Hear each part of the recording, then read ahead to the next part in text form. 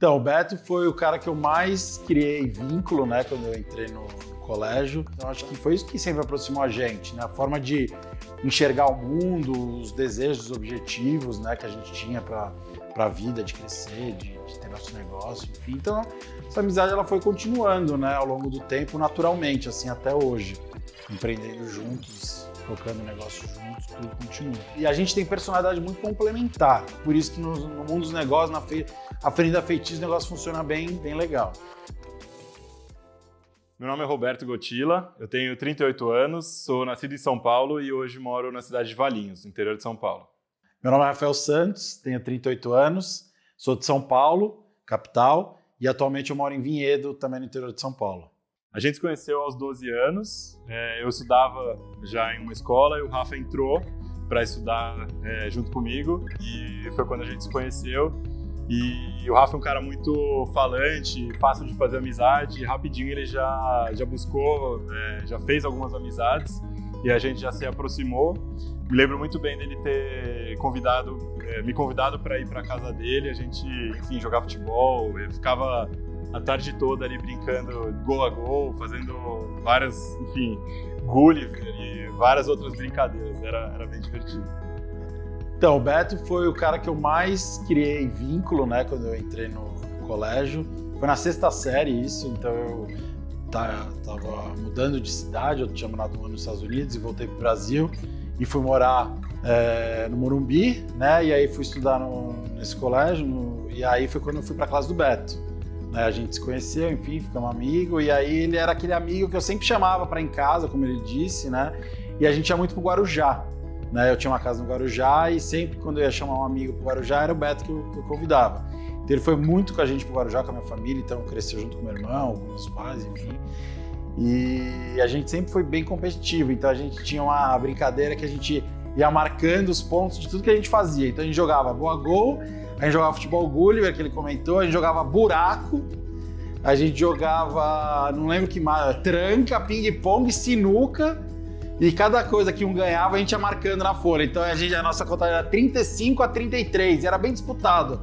A gente sempre foi bem parelho assim nos esportes. Não só futebol que eu sempre fui bem melhor, mas de resto a gente sempre foi bem parecido assim nas aptidões atléticas, vamos dizer assim, nas nossas habilidades. E também acho que no pensamento, né? A gente sempre pensou muito parecido em relação a valores, criação, né? Então acho que foi isso que sempre aproximou a gente, né? A forma de enxergar o mundo, os desejos, os objetivos, né, que a gente tinha para a vida, de crescer, de ter nosso negócio, enfim. Então, essa amizade ela foi continuando, né, ao longo do tempo, naturalmente, assim, até hoje. Eu sou economista de formação, então eu estudei economia na faculdade, fui trabalhar no mercado financeiro, fui trabalhar em banco, assim que eu me formei. Trabalhei em banco por mais ou menos aí uns 10 anos, né, até 2017. E aí, em 2017, março de 2017, eu fui para os Estados Unidos fazer um MBA.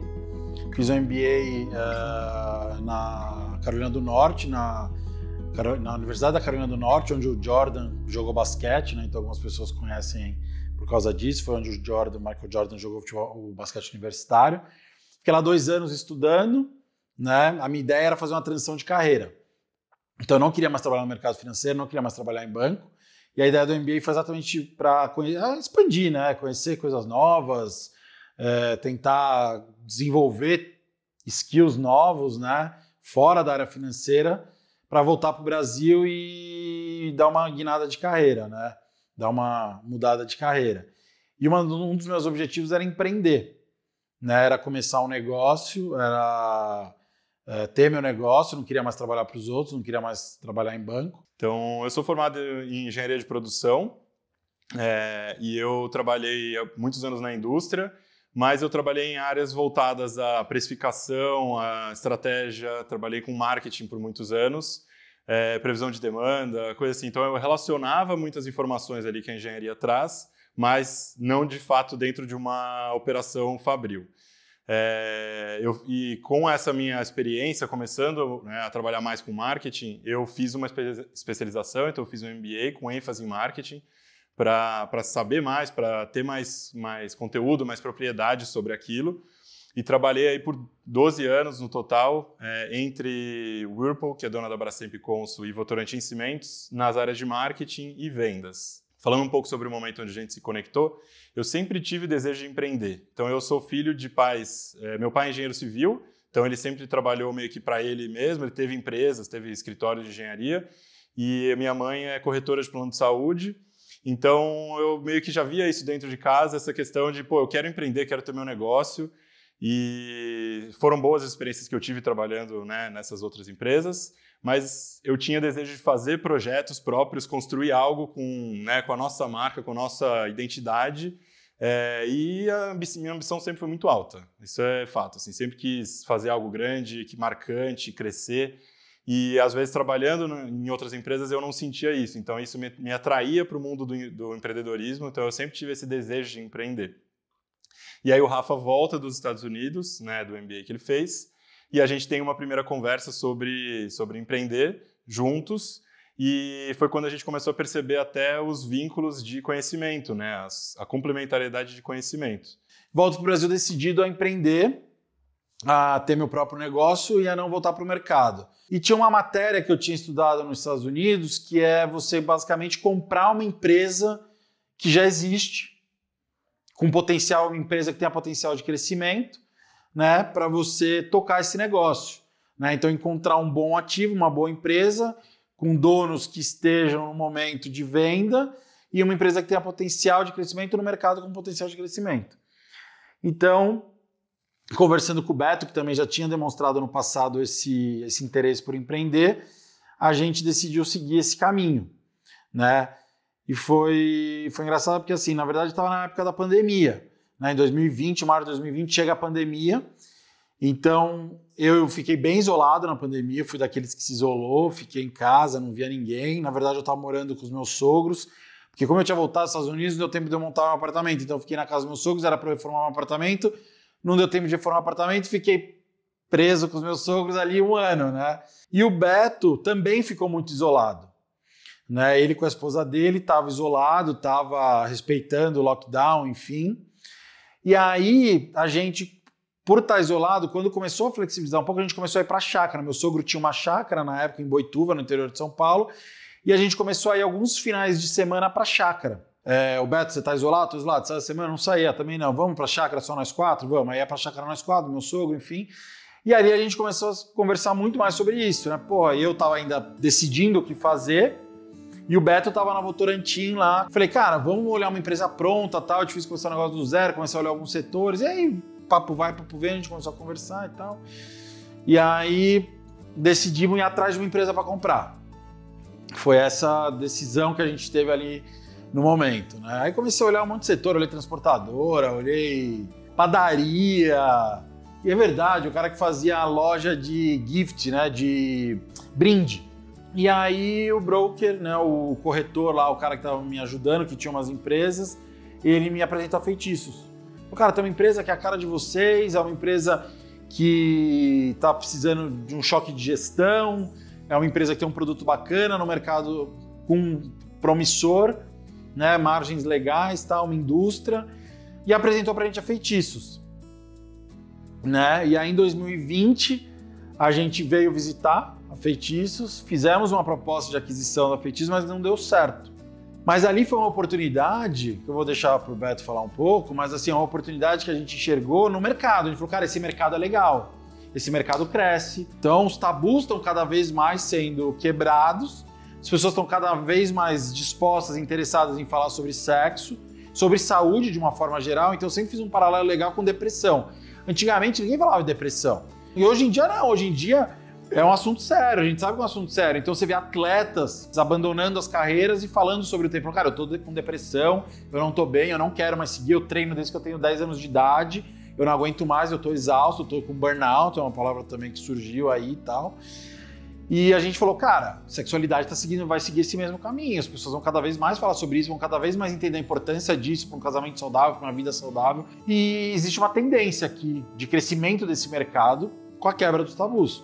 Mas a gente enxergou como uma oportunidade, enxergou como algo que estava se transformando, que iria se transformar ainda mais. E a gente decidiu empreender nesse mercado. né, através de uma empresa nossa que a gente ia começar do zero, que é a Love.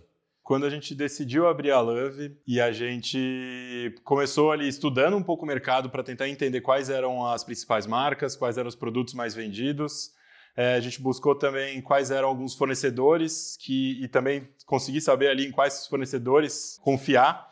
E foi nesse momento que a gente conhece a Gal também como fornecedora. E também, assim, a gente não queria abrir uma loja física no primeiro momento. A gente queria começar tendo um site. E aí, para abrir um site, você precisa ou ter conhecimento, algum conhecimento, ou usar uma dessas ferramentas que hoje em dia já ajudam bastante a pessoa a criar o próprio site, como o Nuvem Shop, Tray. E a gente, no caso, a gente tentou desenvolver a nossa através do WordPress, porque a gente queria agregar conteúdo de valor sobre saúde íntima, saúde sexual, e associando aos produtos para que as pessoas entendessem melhor o porquê e quando usar algum produto. Não comprar por comprar, e sim comprar com algum propósito, que é algo que pudesse ajudar ali a vida dela. E ali, dia 29 de maio, o site da Love entra oficialmente no ar, com todos os produtos cadastrados, com um carrinho e tudo pronto ali para o cliente fazer os seus próximos pedidos. E a gente colocando o site no ar, imagina que do dia para a noite as vendas vêm, né? No primeiro dia foram acho que uns 2 amigos que compraram para dar aquele apoio, e a gente começou a perceber, na verdade, os desafios que são para você fazer sua loja ser conhecida, ser reconhecida, aparecer e converter, né, as vendas na sua loja. Quando a gente percebeu que não estava vendendo, quando a gente percebeu que o buraco era mais embaixo, que a dificuldade era maior do que parecia, porque falaram uma frase pra gente em algum momento que me marcou, que é: abrir um site é igual abrir uma loja numa rua sem saída. Né? Não passa ninguém sabe quem é o site, ninguém conhece o site, ninguém entra no site. Então você precisa fazer tráfego pago, né? Que é muito difícil no nosso setor, a gente não sabia fazer e não conseguiu fazer, mas a gente acreditava que porque qual que era o grande diferencial da Love? Eram os conteúdos. Né? Então a gente tinha um conteúdo sobre sexualidade, sobre saúde sexual muito rico. Então a gente realmente acreditava que aquele conteúdo ia chegar nas pessoas, né, através de SEO, de ferramentas orgânicas, e de que essas pessoas, conforme o Instagram fosse crescendo, o site fosse crescendo, as pessoas chegariam no nosso site, né? Conforme o volume de conteúdos fosse crescendo, o blog fosse crescendo, até que teve um momento que a gente falou: opa, não tá vindo, esse negócio é mais difícil, a gente precisa de dinheiro para girar. A gente não estava nem pensando em se pagar ainda, a gente estava pensando em fazer o negócio girar.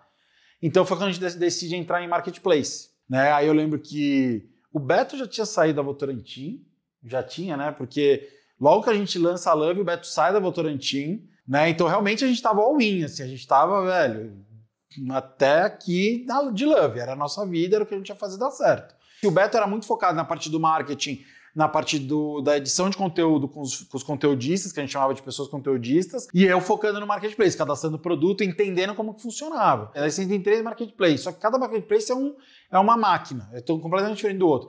Até que a gente entra na Magalu, e na Magalu dá certo, o negócio anda. E aí a gente começa a cadastrar, porque a Magalu, ela entrou no mercado, ela lançou a categoria saúde e bem-estar sexual, a gente já entrou, então a gente foi um dos primeiros a entrar e a gente surfou essa onda.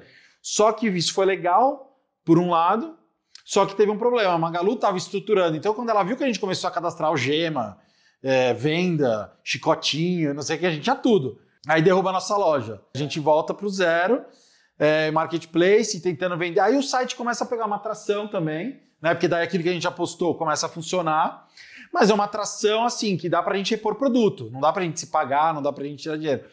Conforme a gente ia conduzindo a Love, tocando a Love, a gente percebeu todos esses desafios e em muitos momentos você pensa se vai dar certo ou se não vai dar certo aquilo, né? Porque você investiu muito tempo, dinheiro, é um risco. Eu saí da empresa onde eu estava trabalhando, então eu queria muito que desse certo. Então, passar na cabeça que não daria certo, passaram várias vezes. Mas pensar em desistir, acho que a gente nunca pensou. A gente sempre pensava, posso ter descoberto um jeito que não deu certo, mas eu preciso descobrir agora qual é o que dá certo.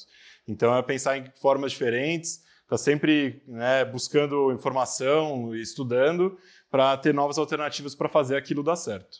A gente estava tocando o negócio, a gente estava focado em fazer a Love crescer. Só que meu sogro, ele é empresário e ele sempre me incentivou muito a começar meu próprio negócio, incentivava a gente quando o Beto estava junto, o Beto conhece ele, também já conviveu bastante com ele. E ele me provocava muito, falava: e aquela empresa lá, não sabia nem o nome da Feitiço, e aquela empresa lá, tá à venda ainda? E eu, tá lá, tal, não sei, tá lá a empresa, mas não era o que eu queria fazer a Love dar certo. Até que chegou num momento que eu falei assim: cara, vamos olhar de novo para feitiço. Eu queria dar um passo maior, né? Eu acreditava que a gente já estava pronto para dar um passo maior, né? E desbravar mais esse mercado. E aí eu lembro que eu liguei pro Beto, falei, Beto, sai em casa? Tô em casa, vou passar aí. Aí ele desceu, eu falei, Beto, a gente vai comprar feitiço. Aí ele, não, veja bem, não é assim, calma, como assim? Vamos conversar melhor sobre essa história, como é que vai funcionar isso, como é que não vai e tal. Botei minha ideia, enfim. Aí passamos uma semana conversando, discutindo, falou, beleza. Aí ele falou, não, cara, tamo junto, vamos pra cima, tô com você, vamos fazer acontecer. Foi quando a gente entrou em contato de novo com a Feitiços, falou, cara, vamos pagar o preço que você quer, queremos comprar a empresa. Em agosto de 2022, dia 10 de agosto de 2022, a gente assina o contrato de compra e venda da empresa e a gente assume a Feitiços. Bom, meu nome é Alan, tenho 33 anos, faço parte do time de marketing da Feitiços. Moro em São Paulo e nasci em São Paulo mesmo. Sou aqui de São Paulo, capital, Zona Leste. Bom, então, é uma história interessante, né? Eu cheguei aqui em 2017 para trabalhar na área de expedição. E aí fiquei mais ou menos até 2021. 2021 eu vi que não tinha muito esse espaço para crescer, para ter novas coisas. E eu fui desanimando e aí acabei saindo em outubro de 2021. E aí fiquei um ano meio em casa, estudando, né? Só que mais ou menos em outubro de 2022, quando fez um ano, me falaram que a empresa tinha sido vendida. Aí foi a hora que me deu um estalo, né? Todo mundo aqui já tava com medo. Ah, a empresa tá com os novos donos, eu não sei como é que vai ser e tal. E eu peguei e falei, agora é que vai dar certo. Porque como eles são novos, eles têm um sangue novo, têm um fôlego novo. Então agora a empresa vai dar certo. Eu sempre acreditei na marca. Eu tenho certeza que a marca tem algo que as outras não têm. Então, só que era como se fosse como eu posso dizer, era como se fosse um cavalo selado, né, que a gente fala. Que tinha a sela, tava tudo pronto, só que os donos estavam dando freio ali, entendeu? E aí quando eles vieram agora, veio com esse novo fôlego aí, vamos se dizer. E aí, disse-me veio até fim de 2022, o Rafa e o Beto me chamaram para uma conversa, para voltar, né? Eu falei, você volta, faz parte da expedição e tal. Aí voltei, né? A gente tá aqui novo. 2022 voltei para a área de expedição, que tava um pouco bagunçada ali. E foi para dar uma geral ali, deixar meio pronto ali, vamos se dizer assim, né? Então, como eu estudo bastante coisa sobre e-commerce, sobre marketing e tal, veio uma questão de alinhamento de conversa com o Beto e com o Rafa, a gente conversa muito, e aí surgiu a chance de ir pro setor de marketing, né? Para aprender também coisas novas e tal. E aí, quando foi indo para 2023/2024, ganhei a chance de ir para a área de marketing, né, aprender mais. E aí estamos aí até hoje fazendo esse trabalho aqui, ó, que todo mundo sabe. Então estamos aí. Foi muita coisa nova, né? Muita coisa que eu peguei pela primeira vez, que foi a feira, que foi o Sugalik. Então são coisas que são novas, mas são boas para que a gente se desenvolva cada dia mais, né? E aí um negócio que é muito engraçado é que a gente falava assim, porra, como é que você compra uma empresa? A gente nunca tinha feito isso. E o livro-texto diz que você assume a empresa e depois aos poucos você vai mudando as coisas, né? E aí a gente fala assim, não vamos mudar nada quando a gente começar, vamos entrar lá, observar. E aí, como é que a gente faz? Mudança! Começar a mudar tudo. E de lá pra cá, cara, já vão fazer 3 anos aí, que parece que foram 20, né? E então aí é quando a gente chega na Feitiços e assume, né? Meu nome é Adilton, nasci na Bahia, vim para São Paulo com 8 anos e hoje eu tenho 34 anos.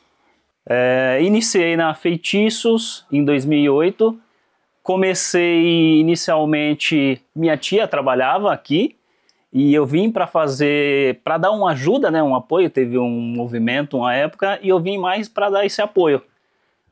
Acabei gostando lá no serviço, foi o primeiro emprego também E daí comecei na produção inicialmente, fiquei um período ali na produção, depois fui para substituir um rapaz da expedição, né? Surgiu a oportunidade para trabalhar em outro setor da parte da conferência e recebimento, fui migrado também para a parte de conferência e recebimento, passei um período certo lá, depois apareceu uma outra oportunidade que foi na área de compras. Aí peguei mais um desafio e vim para a área de compras e estou um tempo já, gostei, né, da área, toda de novidades, desafios de início. De experiência também não tinha muito, porque eu sou um rapaz meio que tímido, agora eu perdi um pouco pelos contatos, né, que não tem como você dar uma negociada e tá tão tímido, eu perdi um pouco. E hoje estou em compras, analista de compras, já tem um período também. A gente conduziu a Love em paralelo com a Feitiços por um ano e pouco. Nesse meio tempo, a gente tinha que dar muita atenção para Feitiços, porque era uma empresa já grande, com uma equipe grande, e que estava demandando até da nossa adaptação inicial. Então, a gente não estava conseguindo olhar muito para a Love, e o resultado dela foi andando de lado, até caindo um pouco, por conta até dessa falta de atenção, que a gente não estava conseguindo ter tempo. E ao mesmo tempo, a gente conseguiu ir lançando novos produtos na Feitiços, fazendo melhorias na área de vendas, na área de marketing, fazendo a marca ser mais conhecida, o resultado da Feitiços começou a subir muito. E aí a gente olhou e falou, vamos colocar nas nossas energias onde está realmente dando mais resultado. E aí foi quando a gente decide encerrar o capítulo da Love, que vai ficar marcado aí para a gente, foi um passo super importante, mas ela foi ali algo que foi necessário para que a gente estivesse onde está, e os capítulos que a gente vem construindo com a Feitiços são, de certa forma, graças a isso, graças ao conhecimento que a gente adquiriu ali com aquela experiência, mas também por conseguir focar, né? A hora que a gente encerra esse outro negócio, a gente coloca nossa energia 100% na Feitiços. Cara, pensar em desistir não. Eu acho que a gente sempre, um pouco do que o Beto falou, eu concordo muito, é que a gente sempre olhou o próximo passo. Então, assim, isso aqui não está dando certo, para onde que a gente vai? Isso aqui não está dando certo, para onde que a gente vai? Então, o que a gente pode fazer de diferente? O que a gente pode fazer de novo? Sempre foi muito essa a nossa postura. Até que, em algum momento, esse fazer novo, fazer diferente, foi comprar a Feitiços. O primeiro momento que eu me lembro de perceber que o negócio estava dando certo foi quando a gente lança a linha Tremelique Gel. Foi na verdade, o segundo produto que a gente lançou na nossa gestão. O primeiro, a gente fez só uma renovação de visual, que é o Touch Me Now, mas um primeiro produto mesmo foi o Tremelique em gel. A gente já tinha ele Tremelique na versão spray, e a gente lança ele com uma série de sabores que não existiam no mercado, então a gente sempre teve esse pensamento inovador. Beleza, eu quero estar no setor, quero crescer, mas quero trazer coisas novas, coisas frescas. Então a linha do Tremelique em gel foi a primeira linha de produtos que teve ali nossa assinatura como já gestores, né, da Feitiços, e que já começou a trazer um resultado muito, muito bacana. A gente já fez um lançamento dele junto com a campanha de carnaval, algo que a gente vem trazendo aí como uma tradição, ano a ano. O carnaval é do Tremelique. E aí foi um primeiro momento aí que eu percebi que a gente seguindo nesse caminho, a gente ia longe, né? Já foi um primeiro passo de que estava dando certo. Quando que eu percebi que o negócio estava virando, que ia dar certo, cara, para mim, como financeiro da empresa, como que olha os números dia a dia, foi com o Sugalic, né? Essa foi a primeira grande virada da empresa, né? Olhando aqui, vou mostrar o Sugalicão aqui, ó. Essa aqui foi a primeira grande virada da empresa. De fato, o Sugalic foi o lançamento aí que eu vou acreditar até o Beto aqui, mas foi o grande momento que botou a gente, de fato, num outro patamar. Em termos de resultado, em termos de visibilidade, em termos de poder de compra mesmo junto a um fornecedor. Porque qual que foi o grande desafio quando a gente pegou a Feitiços? Foi reativar clientes e trazer novos clientes. E o Sugalic ajudou muito a gente nisso também, né? Então, muita gente procurando a Feitiços, clientes que antes eu tinha dificuldade para conseguir falar, foi mais fácil de entrar em contato. Então, acho que foi um momento mesmo de mudança. A gente fez também as campanhas de viralização que deram muito certo. Acho que foram mais de 10 milhões de visualizações que a gente tem. se a gente pegar todos os vídeos de Sugalik. Muitos lojistas que cresceram, né, até suas bases de seguidores com isso. A gente faz campanhas que fazem os clientes também ganharem, né? Eu acho que foram mais de 15 milhões de visualizações, eu tô pensando aqui, tô fazendo umas contas rápidas aqui na cabeça. Então, eu acho que para a reputação da Feitiços foi algo muito valioso, porque quem trabalha com a marca, que nem a Gal, que nem alguns outros clientes nossos, sabe da qualidade, conhece a qualidade do produto, então confia, né? Sabe que a Feitiços é um produto, é uma marca que trabalha com produto de alto valor agregado, um produto que entrega valor. Então uma coisa é você viralizar, vender muito, mas o produto ser ruim e ninguém voltar. E com o Sugalik a gente está tendo a recompra, então a gente não tem só um monte de aventureiro que veio, comprou o Sugalik, experimentou e nunca mais voltou. A gente tem tido o pessoal recomprando o produto, que de fato é um produto com a qualidade Feitiços, que entrega o que promete, que de fato dá uma sensação, um produto totalmente inovador, um produto que não existia no mercado. Então é um produto que realmente ele entrega uma experiência diferenciada. Então a gente vê pessoas assim postando nas redes sociais dizendo: pô, trabalho há 10 anos com sex shop e nunca tive uma sensação dessa. Então é isso que é o grande diferencial. Então o produto ele realmente não só viralizou, mas ele viralizou porque ele, além de ser inovador e entregar algo completamente diferente, crédito de novo ao Beto, ele é muito bom. Como é que você vai fazer isso, né? Foi a dúvida. Que é o que todo mundo duvida. Até parece. Só que as pessoas ficam tão curiosas porque elas veem na internet a galera falando: cara, ele suga. E a pessoa fica tão curiosa, fala: cara, isso é impossível, eu comprar, vou experimentar. E ele suga. Puta que pariu, o que tá acontecendo? O que é isso? Como faz isso? Então, eu confesso que a minha reação foi essa. Como que você vai entregar isso?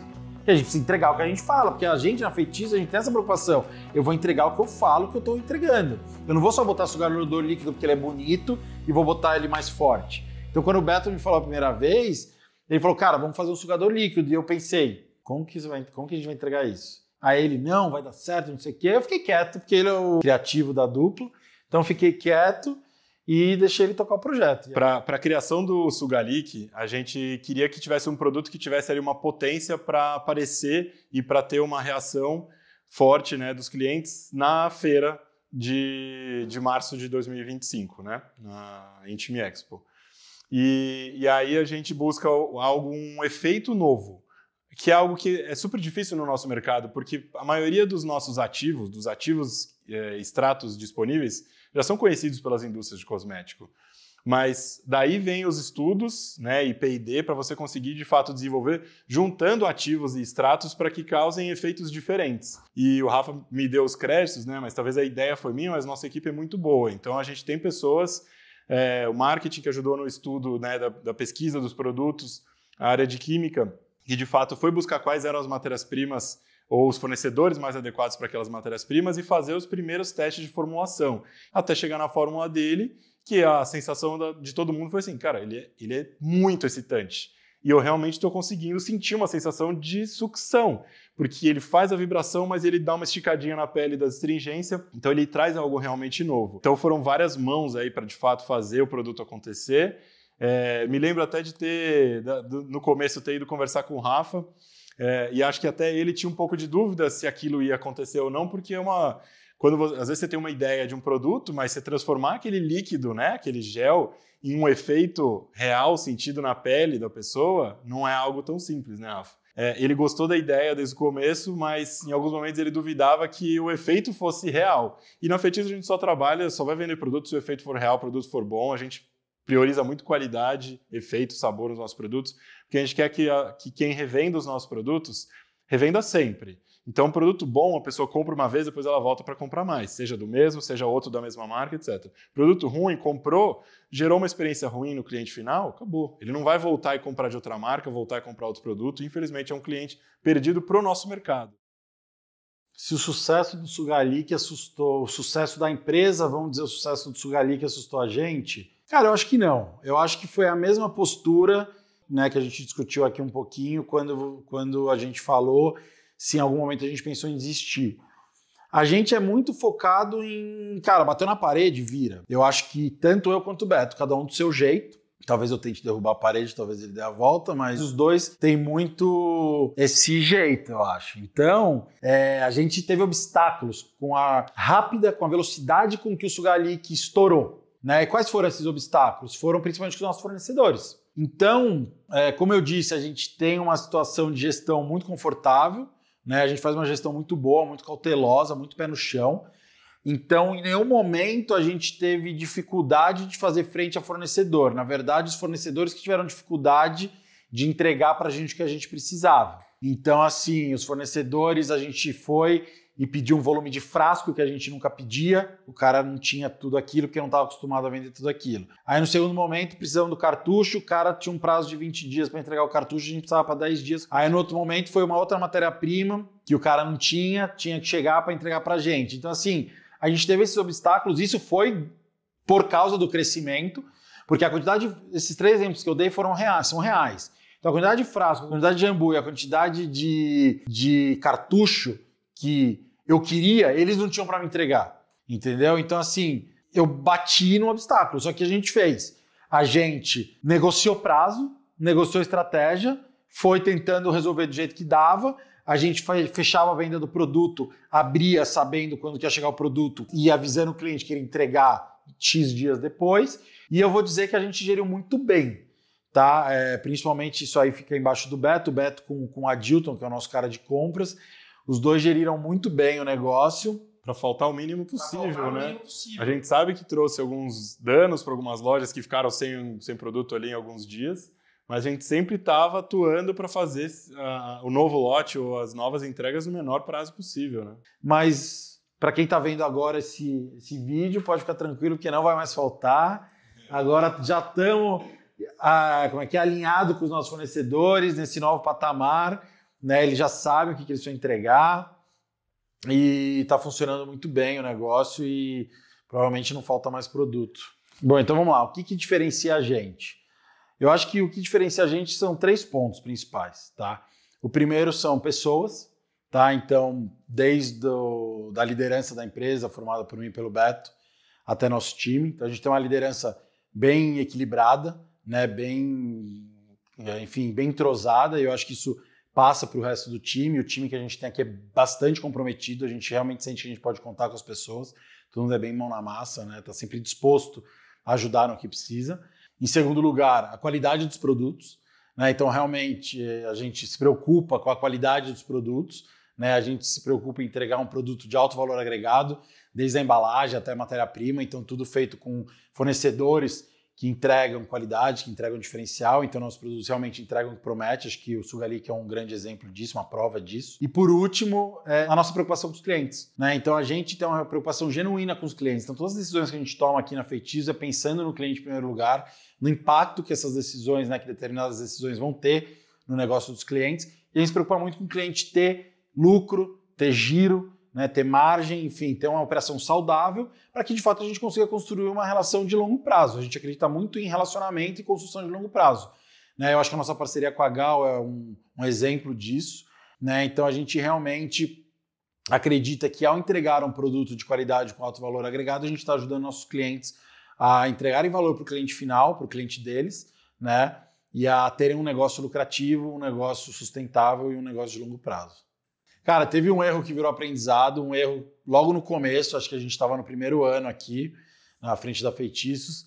Surgiu a oportunidade de trazer uns vibradores importados dos Estados Unidos e importamos aí quase R$400 mil em vibrador e o negócio não pegou. Era um vibrador que os clientes acharam caro, não tinha giro, era uma competição muito forte com os produtos baratos, era uma marca que ainda não era reconhecida no Brasil, né? Então isso tornou ainda mais difícil.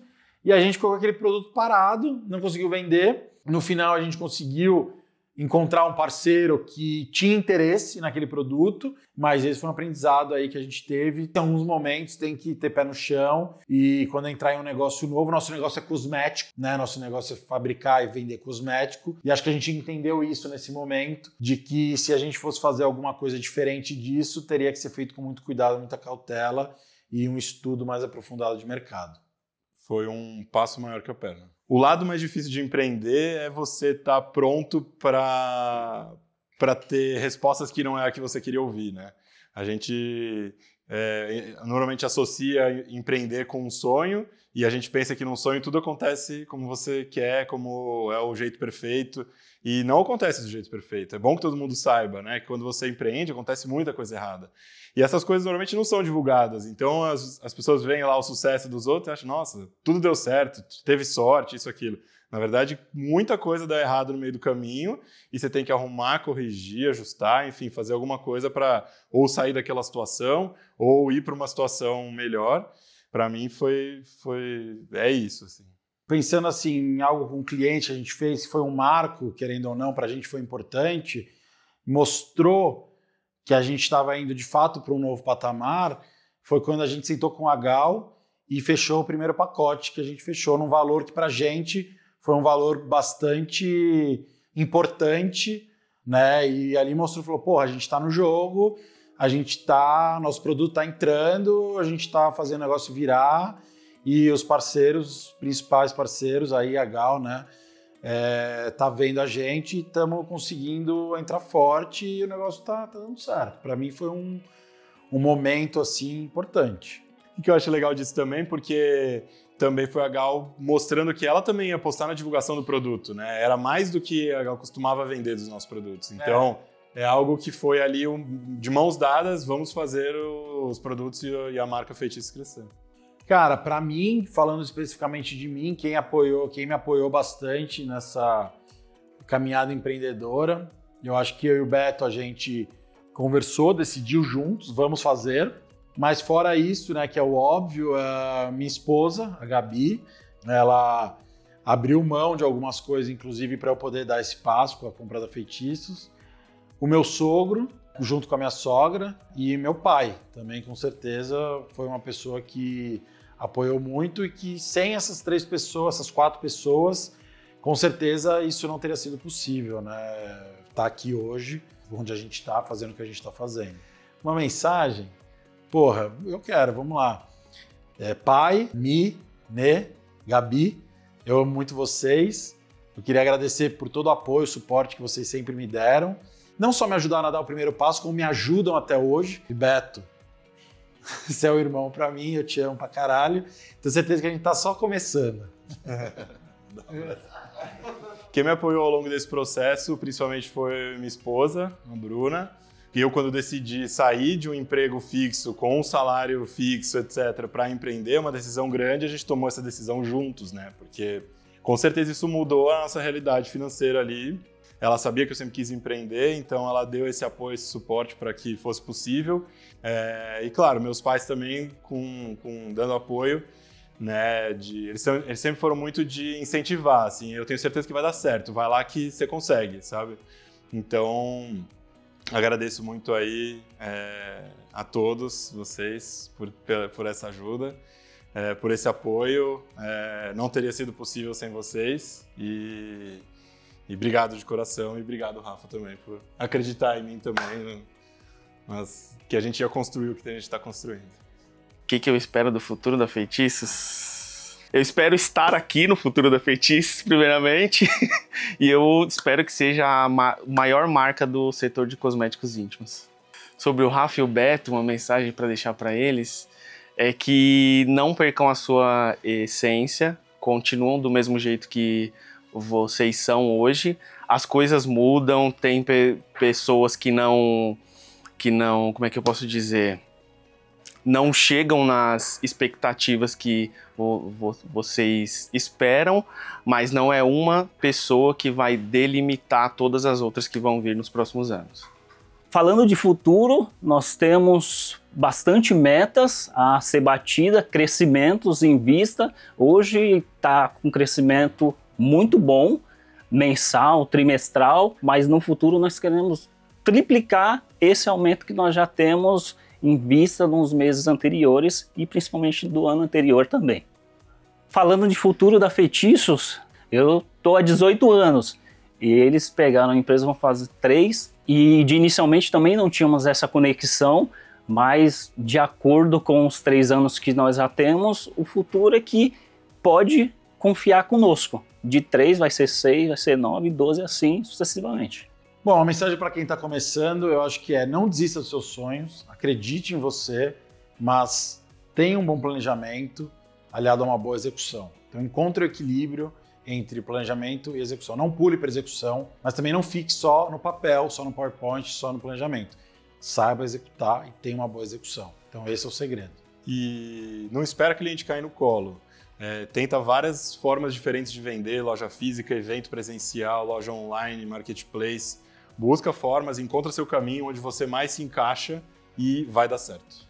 Como eu quero ser lembrado? Eu quero ser lembrado como alguém que construiu algo, como alguém que criou valor para as pessoas ao seu redor e para a sociedade, né? Então, eu acho que ser um bom pai, né, um bom marido, um bom filho, causar um impacto positivo nas pessoas próximas de mim no âmbito familiar, mas também alguém que inovou, alguém que criou algo, né, alguém que realmente conseguiu construir alguma coisa que gerou prosperidade para outras pessoas, que gerou emprego, que gerou valor para as pessoas ao redor, mas alguém que construiu alguma coisa e que de fato fez a diferença. Bom, como eu quero ser lembrado, claro, também como um bom marido.